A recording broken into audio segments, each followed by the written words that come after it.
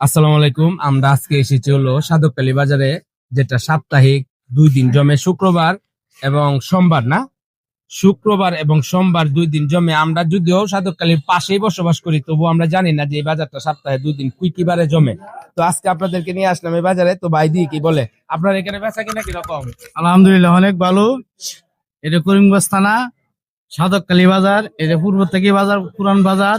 আসলে এখন পরিস্থিতি খারাপের জন্য বাজারটা একদম কম চলতেছে। সকালে বাজার হইতেছে, এই বাজার তো পুরান বাজার, দাম সস্তা, অনেক সস্তা মাল হয়, মাল নেওয়া যা, পাইকারিও বেশি।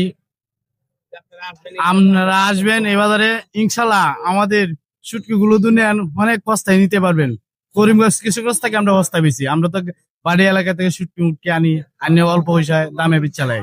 আপনি পাইকারি খুচরা ও নিতে পারবেন, যে কোনো সময় আসতে পারবেন। আমাদের দোকান সাধককালী বাজারে শুক্রবারে সোমবারে আমরা বসি হাট, 2টা থেকে সন্ধ্যা হন তো আমরা পাইবেন। আপনারা সকলে আসবেন, আমাদের বাজারটা দেখে যায়েন। নিকলি যদি কেউ আসেন দেখতে, আমাদের শুক্রবার দিন সাধককালী বাজারে আসবেন, ভালো ভালো পাওয়া দেবে, নিতে পারবেন। আসসালামু আলাইকুম দর্শক ভাই।